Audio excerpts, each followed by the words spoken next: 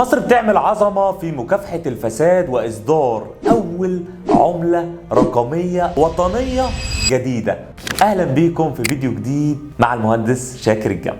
العملة الرقمية يعني إيه عملة رقمية؟ العملة الرقمية هياها بالظبط العملة بتاعتنا اللي احنا متعودين عليها، وهي العملة المحلية، لكن الفرق هنا إن هي رقمية، يعني رقمنة، مش هنمسكها في إيدينا لكن هتتحول رقمنة. وده ليه؟ لأن مصر بتعمل عظمة جامدة جدا، إن هي بتمنع المعاملات الورقية وبتتحول من الورقية للرقمية، وحياتنا كلها هتبقى زيرو معاملات ورقية. بيتم تداولها بين البنوك وبين الأفراد وبين المؤسسات بينهم وبين بعض من خلال ابليكيشن زيها زي بالظبط انستا باي، إن هيبقى في ابليكيشن خاص بينا، ونبدأ من خلال ده ان احنا نبعت لبعض من خلال الجنيه الرقمي وليس الورقي.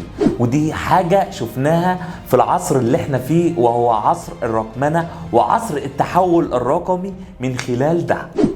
طب من خلال ده بقى هنبدأ ان احنا ايه اللي هيحصل لنا، او ايه اللي هيعود علينا بايه، او ايه الفايدة اللي عندنا؟ لا تعالى، عايز اقول لك ان ده هيكون ليه فوائد كبيرة جدا.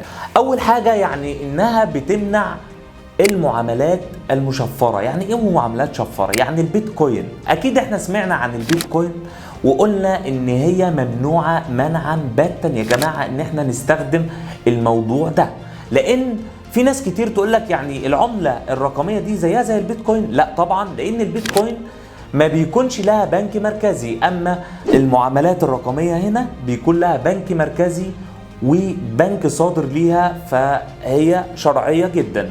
تاني حاجة ان هي بتكافح غسيل الاموال وبتكافح الارهاب. يعني النهاردة لو حد بيعمل اي جريمة وبيشغل من خلال البيتكوين، هي مش زيها، هتقدر ان انت تشتغل من خلال ده، لان ده هيتمنع نهائيا. وكمان هتشيل موضوع الرشوة، ان الناس مثلا عايزة ترشي حد بحاجة معينة مش هيقدروا يعملوا ده، لان ده بقى رقمنة، مش اللي هو بقى 10 جنيه لده و50 جنيه لده و100 جنيه لده ومشي مصلحتك، مفيش الكلام ده عندنا.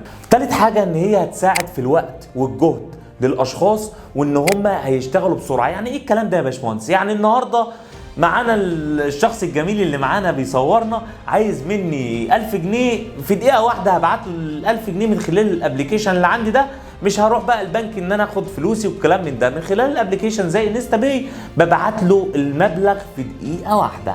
رابع نقطة ان هي بتمنع من تزوير العملات، او بتمنع من التزوير بصفة عامة، وده شفناه في الفترة الحالية. ودي نقطة مهمة في البنية التحتية ومركز المعلومات ودعم اتخاذ القرار، لانهم دايما بيعملوا حاجة مظبوطة 100%.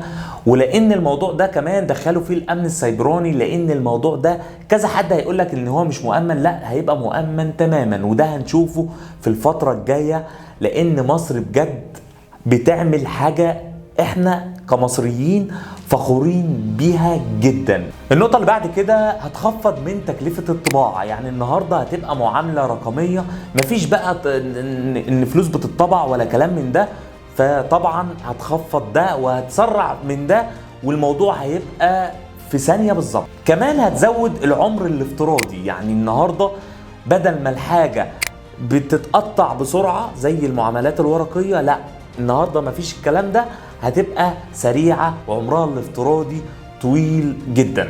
وده بقى هيساعدنا في المعاملات التجارية بيننا وبين المؤسسات الحكومية او المؤسسات العادية. لو حد عنده متوسط الدخل او عنده شركة على قده، يقدر اللي هو من خلال ده يستفاد بشغله، وهيبقى فيها نهضة جميلة جدا وأداء عالي جدا للناس اللي هي بتشتغل في التجارة أو المصانع أو الحكومات. فده أنا شايف إن هو نقلة كبيرة لمصر وتحولها من المرحلة الورقية البحتة للمرحلة الرقمية، وحياتنا كلها تبقى ديجيتال.